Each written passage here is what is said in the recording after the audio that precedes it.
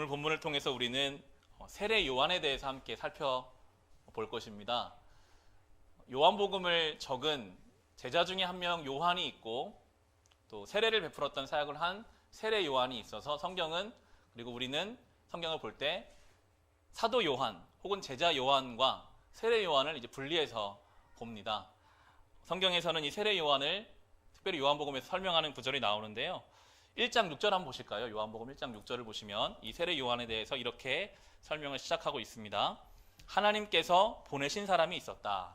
그 이름은 요한이었다. 라고 이 요한을 하나님이 보낸 사람이라고 설명합니다. 그래서 그는 태중에서부터 성령으로 충만한 사람이다 라고 복음서에 기록되고 있습니다. 요한이 어떠한 유년기를 보냈는지는 알 수 없습니다. 그런데 분명한 것은 그는 어느 순간부터 광야에서 살았습니다.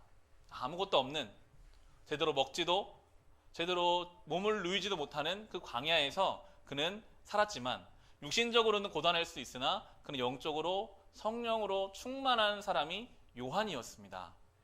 가끔 늘 상상을 해봐요. 요한은 어떤 모습이었을까?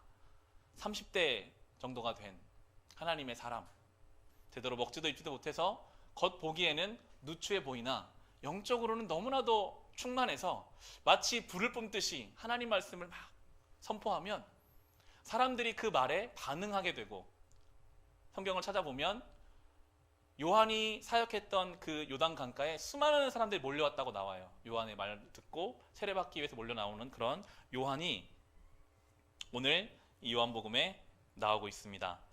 이 요한이 어떤 말을 전했을까? 누가복음 3장에 보면 이 요한이 외쳤던 메시지가 나오거든요. 우리 누가복음 3장을 한번 보실까요? 오늘 본문을 잡아두시고 누가복음 3장에 이 요한이 어떤 말을 하나님께로부터 받아서 외쳤는가? 3장 7, 8, 9절을 한번 보시면 누가복음 3장 7, 8, 9절입니다. 제가 읽겠습니다. 요한은 자기에게 세례를 받으러 나오는 무리에게 말하였다. 독사의 자식들아, 누가 너희에게 닥쳐올 진노를 피하라고 일러주더냐? 회개에 알맞은 열매를 맺어라. 너희는 속으로 아브라함은 우리 조상이다 하고 말하지 말아라. 내가 너희에게 말한다. 하나님께서는 돌들로도 아브라함의 자손을 만드실 수 있다. 도끼를 이미 나무 뿌리에 갖다 놓으셨다. 그러므로 좋은 열매를 맺지 않는 나무는 다 찍어서 불 속에 던지신다. 라고 아주 강력한 메시지를 던집니다. 지금 우리로 말하면 성도들에게 교회 다닌다고 해서 다 하나님이 아신다고 생각하지 말라라는 그런 말이거든요. 저 성전에 가서 짐승을 바치는 제사를 아무리 드려도 하나님 앞에 애통하는 심정으로 회개하고 그 회개에 합당한 열매를 맺는 것이 진짜 신앙인이라고 그렇게 이야기하고 있습니다. 이미 도끼가 나무 뿌리에 놓여져 있다. 그렇게 하지 않을 때 어떤 일을 당할지 깨달아야 한다라고 경고하는 말을, 이 듣기 좋은 얘기가 아니거든요. 듣기 싫은 이야기인데도 요한은 외치고 있고요. 그 이야기를 듣는 사람마다 영혼의 떨림을 경험했던 것 같습니다. 그냥 듣고 흘려보내지 못했어요. 그 이야기를 듣고 나서 스스로 묻죠. 아, 내가 정말 제대로 신앙생활을 하고 있는 것이 맞을까? 내가 가는 이 길이 맞는 길일까? 나는 어떤 열매를 맺고 있는가? 그래서 그 이야기를 듣는 사람들이 요한에게 오히려 묻습니다. 10절 보시면요. 무리가 요한에게 물었다. 그러면 우리는 무엇을 해야 합니까? 물어요. 그러면 내가 좀 제대로 신앙생활 하려면, 제대로 살려면 무엇을 해야 합니까? 요한이 아주 구체적으로 설명해 줍니다. 11절부터 15절을 보시면 요한이 그들에게 대답하였다. 속옷 2벌 가진 사람은 없는 사람에게 나누어 주고 먹을 것을 가진 사람도 그렇게 하여라. 세리들도 세례를 받으러 와서 그에게 물었다. 선생님, 우리는 무엇을 해야 하겠습니까? 요한은 그들에게 대답하였다. 너희에게 정해준 것보다 더 받지 말아라. 또 군인들도 그에게 물었다. 그러면 우리들은 무엇을 해야 하겠습니까? 요한이 그들에게 대답하였다. 아무에게도 협박하여 억지로 빼앗거나 거짓 고소를 하여 빼앗거나 속에서 빼앗지 말고 너희의 봉급으로 만족하게 여겨라. 백성이 그리스도를 고대하고 있던 터에 모두들 마음속으로 요한에 대하여 생각하기를 그가 그리스도가 아닐까 하였다라고 나옵니다. 설명해요. 하나님이 기뻐하시는 신앙이란 속옷과 먹을 것은 나에게 늘 필요한 것입니다. 2벌이 있어도요, 돌려 입으려면 남주기 힘들고요. 먹을 것은 늘 갖고 있어야 되는 것인데 요한은 지금 말해요. 하나님이 기뻐하시는 신앙생활이란 나에게 필요한 것이지만 나에게 혹여 조금 남는 것이 있다면 나보다 더 필요한 사람이 옆에 있을 때 그에게 나누어 줄 수 있는 것, 그것이 하나님 기뻐하신 신앙이다라고 매우 구체적으로 설명합니다.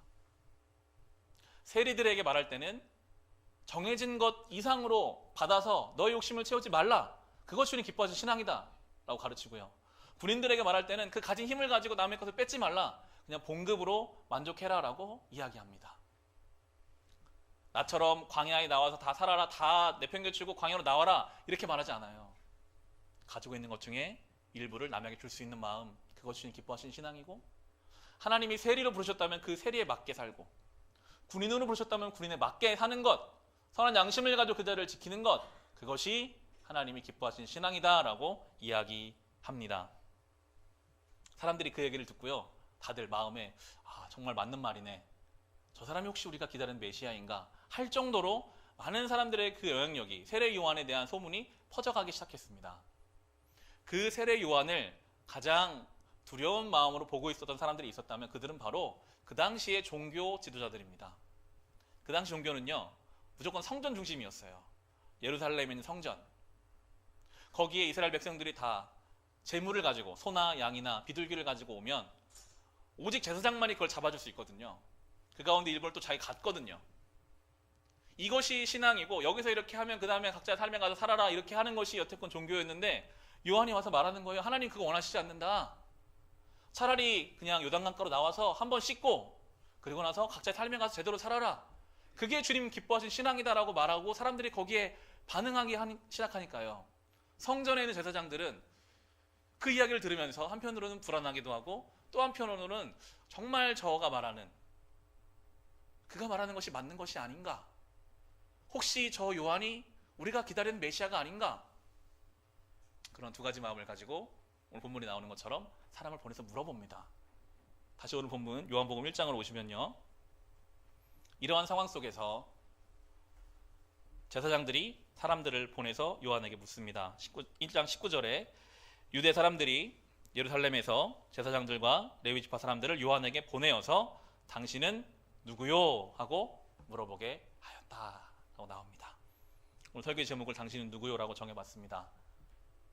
뭔가 다르거든요. 저 세례 요한이라는 사람의 존재가 한편으로는 불편하기도 하면서 두렵기도 하면서 한편으로는 궁금합니다. 우리가 살아오는 세상의 방식이 아니에요. 당시에 세례 요한이 인기가 굉장히 많았거든요, 사람들에게. 헤롯 왕이 그를 죽여야 할 만큼 민중의 지지를 받고 있었음에도 요한은 개인적인 욕심을 취하지 않고 광야에 사는 사람이었어요. 어떻게 저 사람은 저렇게 살 수 있을까? 그가 하는 말마다 본질적인 하나님 원하시는 말씀들을 내뱉었어요.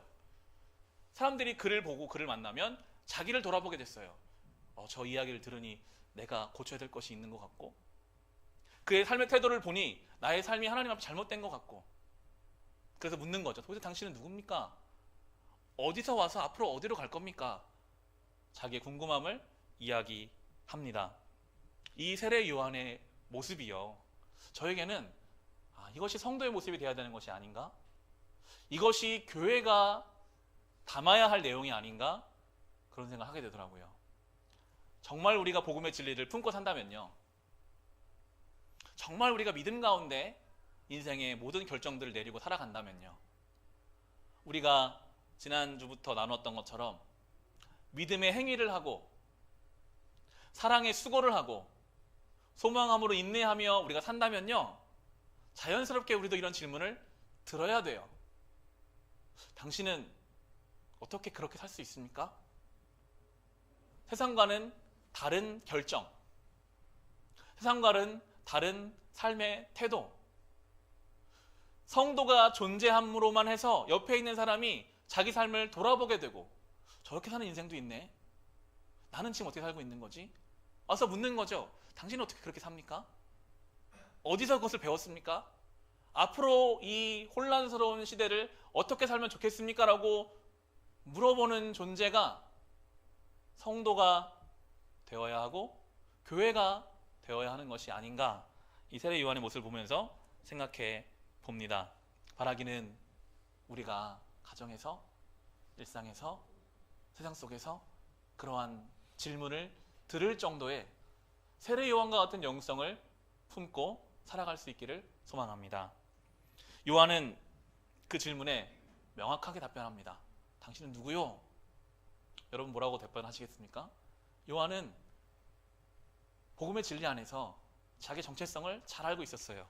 20절을 보시면 그는 거절하지 않고 고백하였다. 나는 그리스도가 아니요 하고 그는 고백하였다.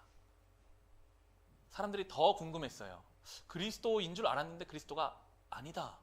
도대체 누굽니까? 23절 보시면 요한이 대답하였다. 예언자 이사야가 말한 대로 나는 광야에서 외치는 이의 소리요 너희는 주님의 길을 곧게 하여라 하고 말이요 라고 요한이 말해요. 나는 주인공 아닙니다. 나는 주연이 아닙니다. 나는 그저 주님 오실 길을 준비하는 자입니다. 심지어 광야에 외치는 소리라고 해요. 실체도 없고 잠깐 들렸다가 없어질, 내가 주인공 되려는 게 세상인데요, 내가 중심에 있고 싶고 인정받고 싶고 내가 잘 되고 싶은 게 세상인데, 요한은 나는 그런 존재도 아니고 나는 아무것도 아니고 그저 주님 오실 길을 예비하는 존재다라고 그렇게 자기를 밝히고 있습니다. 우리도 다시 오실 주님을 기다리며 삽니다. 우리가 이 시대에 세례 요한의 역할을 해야 돼요. 우리가 주님 다시 오심을 준비해야 됩니다. 어떻게 우리는 다시 오실 주님을 준비할 수 있을까요? 오늘 설교 제목으로 잡은 이 질문, 당신은 누구요? 이 질문에 우리가 성경 안에 답을 찾아가 볼 수 있기를 바랍니다. 나는 누구일까? 나는 어떤 존재일까? 나의 영적인 정체성은, 복음 안에서 나를 어떻게 규정해야 할까? 성도가 내가 이 시대 가운데 가정에서 사회에서 어떻게 살아가는 존재인지를 스스로 규정하는 그 작업이요, 성경적 근거를 가지고 그렇게 규정해가는 작업이 우리의 신앙을 건강하게 합니다. 우리의 신앙을 구체성을 띠게 하고 살아있게 만들어 줄 것입니다.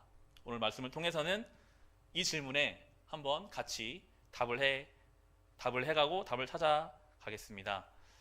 먼저 우리가 할 수 있는 답변이 있다면 그것은 바로 우리는 하나님의 자녀라는 것입니다. 나는 누구인가? 나는 하나님의 자녀다. 이미 요한복음 지난주에 나누었던 본문에서 요한복음 1장 12절에서 요한은 쓰고 있어요. 그러나 그를 맞아들인 사람들, 곧 그 이름을 믿는 사람들에게는 하나님의 자녀가 되는 특권을 주셨다. 아멘. 예수를 통해서 우리는 하나님의 자녀가 되었습니다. 이것은 우리의 제일 정체성입니다. 하나님의 자녀. 부모와 자녀와의 그 특별한 관계로 우리를 부르셨습니다. 우리는 그럴 만한 자격이 안 되죠. 죄인이잖아요. 우리가 하나님과 닮은 게 없잖아요. 그런데 하나님은 우리를 자녀로 삼아주시기 위해서 예수 그리스도가 이 땅에 오셨고 십자가의 사역을 감당하셨고 그 특별한 관계 속으로 우리를 불러주셨습니다. 만약에 하나님이 오로지 하나님과 우리의 관계를 주인과 종, 왕과 신하로만 설정하셨다면 어쩌면 더 하나님 편하셨을 것 같아요. 하나님 말 명령하시고 명령 안 들으면 다 처벌하고 잘라내고 버려버리면 쉽죠. 통치하기 쉽습니다. 성도들 중에 말 안 듣는 성도들 다 잘라내버리면 무서워서라도 덜덜 떨면서 하나님의 말씀을 들었을 텐데, 하나님은 관계를 설정하실 때 부모와 자녀 관계로 우리를 부르셨어요. 오늘 이 말씀을 나누고 9시 예배 후에도 11시 예배 후에도 성도들과 대화를 나누는데, 부모이신 분들은 한결같이 말하세요. 자녀처럼 마음대로 안 되는 게 없다. 정말 자녀같이 힘든 게 없다. 하나님이 그런데 우리를 그 관계로 부르셨어요. 그래서 우리의 부모이신 하나님께서는 우리를 기다려주세요. 엉뚱한 길로 가도요, 확 쳐서 우리를 끌어당기는 게 아니라 결정을 존중해 주세요. 그 결정을 통해서 뭔가 깨닫고 돌아올 때까지 인자하게 기다려주신 하나님이시고, 우리의 죄 때문에 마음을 아파하세요. 마치 부모가 자녀를 사랑하는 그 마음으로. 우리가 자녀이기 때문에 우리를 사랑하세요. 조건이 없어요. 뭔가를 잘하고 해내서 사랑하는 존재가 아니라 자녀라는 존재 이유 하나만으로 사랑하시는 그 특별한 관계로 오늘 우리를 부르고 계십니다. 이 세상에서 부모와 자녀만큼 특별한 관계가 있을까요? 2013년에 결혼했습니다. 정말 사랑하는 사람을 만나서 7월에 만나서 12월에 결혼했습니다. 사랑했기 때문에 자녀가 금방 생기겠지 당연히 생각했습니다.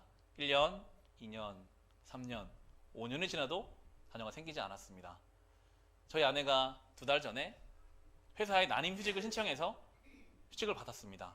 그리고 서울에 있는 난임병원을 다니게 됐습니다. 11월부터 다녔는데요. 감사하게도 그 과정 가운데 자녀가 태중에 잉태가 됐고요. 내일이면 10주가 됩니다. 또 감사하게도 쌍둥이를 주셔서 두 생명이 지금 뱃속에서 자라고 있습니다. 결혼 초반부터 아이를 셋을 낳자. 이름을 믿음, 소망, 사랑이라고 짓자라고 했었기 때문에 자녀가 둘이 생겨서 여러 고민을 하다가 그냥 순서대로 믿음이 소망이라고 부르고 태어나도 별 문제가 없으면 그렇게 이름을 짓자라고 그렇게 이야기하면서 이름을 불러주고 있습니다. 지난 12월 11일에 6주차가 될 때 병원에 갔었습니다. 0.2cm더라고요. 심장 소리를 들었어요. 의사 선생님과 얘기를 하는데 의사 선생님이 말씀하시기를 3주 후에 오시면 됩니다 라고 하는 거예요. 그 말이 참 섭섭하더라고요. 야, 이게 다음 주에 와서 또 듣고 싶은데, 내일 와서 또 보고 싶은데 어떻게 3주를 기다리나. 그때로부터 그 3주가 엄청 안 가더라고요. 하루하루 아침에 일어나면 이제 며칠 남았구나, 다음 주 월요일면 드디어 가서 보는구나. 3주째가 된 게 돌아온 월요일, 얼마 전 월요일이었거든요. 3주 만에 병원에 갔습니다. 난임병원이라서 초음파실에 남편은 못 들어가요. 산모만 들어갔다가 나옵니다. 난임병원의 특징은요, 대부분의 산모들이 임신을 기다리고 있는, 또 실패의 경험도 있기 때문에 그 많은 산모들 앞에서 초음파 사진을 딱 꺼내고 본다는 것은 큰 신뢰입니다. 저희 아내가 나오더니 조용히 그 초음파 사진을 저에게 이렇게 주고, 저도 그걸 가지고 아무것도 아닌 것처럼 몰래 이렇게 봤습니다. 다른 사람들 혹시 마음이 상할까 해서 이렇게 보는데 눈물이 나더라고요. 와, 이 생명이 3주 만에 10배가 컸어요. 2cm, 3cm가 돼가지고. 초음파 사진이라는 게 그냥 새까만 바탕에 하얀색 그림이 있는, 뭔지도 모르겠는데 그 두 생명이 건강하게 자라고 있다는 사실이 너무너무 감사하고 좋아서 그 자리에서 그걸 보면서, 야, 내가 이 두 명을 위해서 뭐라도 해줄 수 있겠다. 또 한 가지는 내가 이들을 위해서 뭘 준비하면 좋을까, 뭘 하면 좋을까, 늘 그 생각을 하며 살아야겠구나라는 생각을 하게 되었었습니다. 아직 형성조차 제대로 되지 않은 그 자녀를 위해서도, 아직 부모가 되지 않은 예비 부모인 저도 그런 마음을 가질진데, 이 말씀을 그렇게 보게 되더라고요.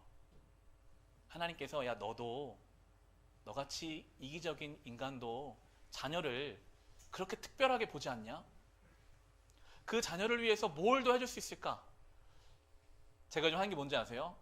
임신 10주 쳐놓고 그때 필요한 게 뭔지, 임신 11주 때 필요한 게 뭔지, 병원은 어떻게 가야 되는지, 앞으로 어떻게, 아직 태어나지도 않은 자녀의 미래에 대해 생각하고 있습니다. 저도 그럴진데, 하나님이 우리의 아버지시라면, 자녀된 우리의 삶을 하나님이 계획하시고 하나님이 이끌어 가시고 우리의 사랑과는 비교할 수 없는 큰 사랑으로 우리를 보시겠구나 하는 생각을 하면서 이 말씀을 보게 되었습니다.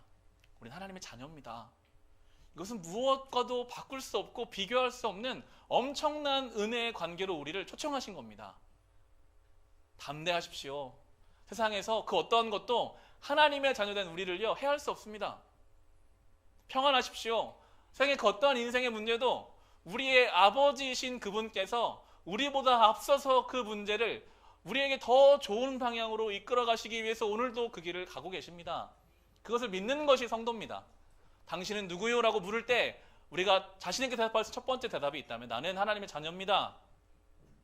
내가 하나님의 자녀입니다. 나 같은 자를 주님이 자녀 삼아 주셨습니다. 내가 그 사랑 안에 삽니다. 내가 그 은혜 안에 삽니다. 라고 우리는 고백할 수 있어야 하겠습니다. 자녀는 어떤 것을 해서 사랑받는 존재가 아니잖아요. 존재만으로 사랑받을 수 있는 것이 자녀입니다. 우리가 하나님 앞에 때로 참 부끄럽잖아요. 참회기도 시간마다 부끄러워요. 내가 목사가 맞나? 내가 믿음 있는 게 맞나? 그런데 하나님은 너 왜 그랬어? 너 왜 그거밖에 안 돼? 라고 말씀하시는 게 아니라, 그래도 너는 내 자녀고 내가 너를 동일하게 사랑한다. 그 사랑이 우리를 성화시켜 가는 거거든요. 우리가 뭔가 자녀로서 뭘 해야지, 내 자녀니까 이렇게 돼야지. 어느 부모가 자녀가 긴장하면서 부모 앞에 서서 잘 보일까? 어떻게 하면 잘 보일 수 있을까? 그렇게 하는 자녀를 어느 부모가 좋아하겠습니까?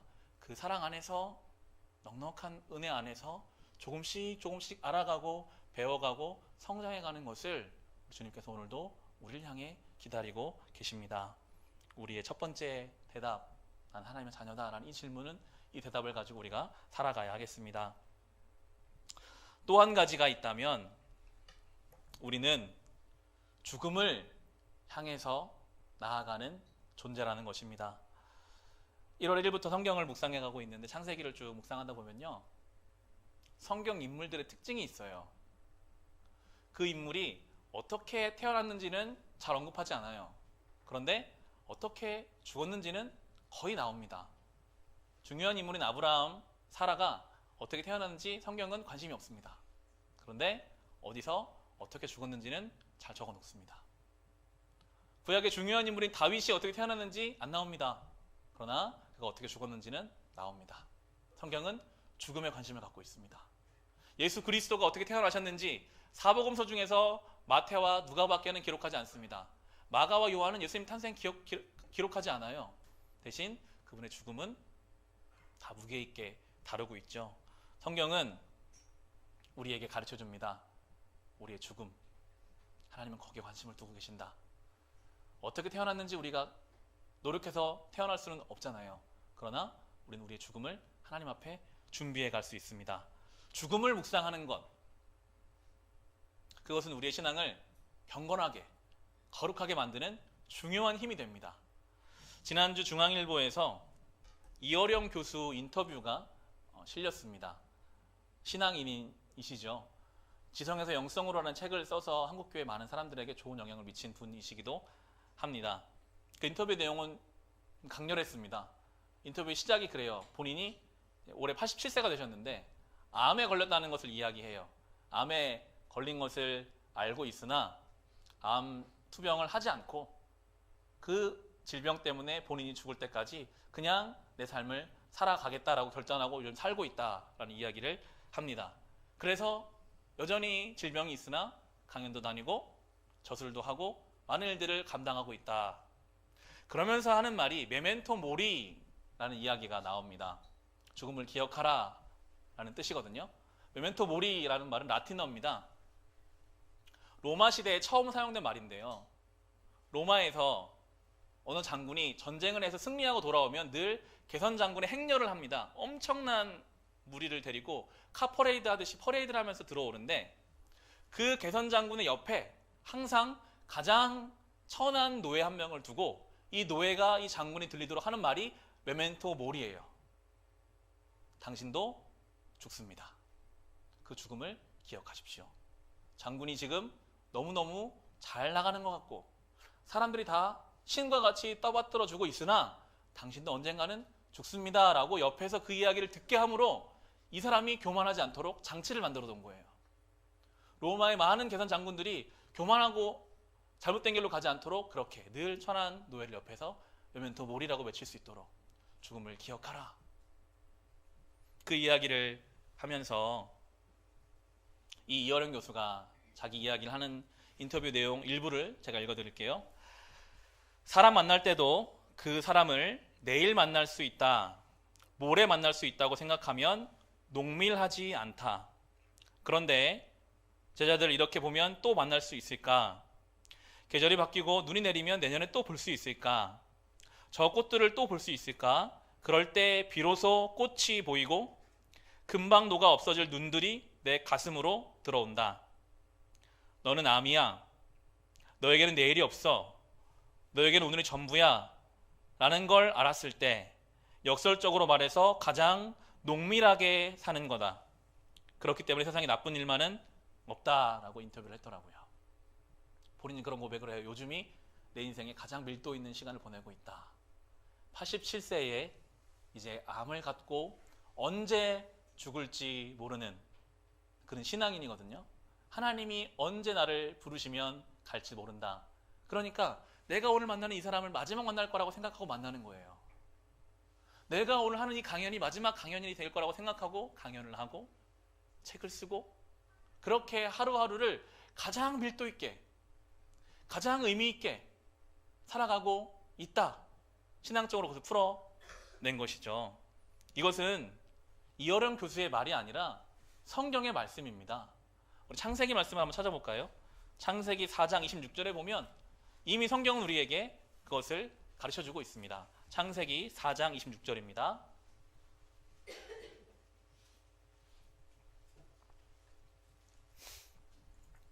창세기 4장 26절 제가 읽을게요. 셋도 아들을 낳고 아이의 이름을 에노스라고 하였다. 그때 비로소 사람들이 주님의 이름을 불러 예배하기 시작하였다 라고 나옵니다. 이 셋이라는 인물은 아담의 아들입니다. 아담의 두 아들이 있었죠. 가인과 아벨. 형이 동생을 죽였고 형은 저주를 받아 쫓겨났습니다. 그래서 아담의 새로운 계보를 잇기 위해 주신 아들이 셋이고요. 그 셋의 아들이 에노스입니다. 성경은 지금 표현하죠. 이 에노스 때부터 하나님을 예배하기 시작했다. 이 에노스라는 이름 뜻이요. 죽을 수밖에 없는 존재라는 뜻입니다. 죽음으로밖에 끝날 수밖에 없는 존재. 언제 사람이 하나님을 예배합니까? 내가 죽을 수밖에 없는 존재구나. 내가 아무리 대단한 것 같아도 언젠가 죽음으로 내가 가지고 있는 거 다 놓고 주님 앞에 갈 수밖에 없는 존재구나 하는 것을 깨달으면 그때 하나님을 예배한다라는 거예요.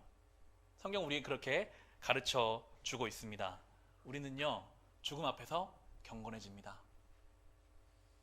우리가 지금 그렇게 붙잡았으면 하는 것들, 쌓아놨으면 하는 것들, 그것 때문에 염려하고 근심하는 것들, 죽음을 당겨오면 가져가지 못할 것이 훨씬 더 많습니다.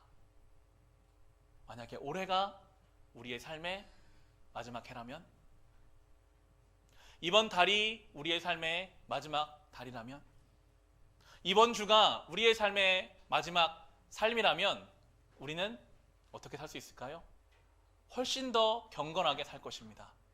에노스, 하나님을 예배하며 살 것입니다. 수많은 선택의 기로에서 더 중요하고 더 본질적인 것을 붙잡을 것입니다.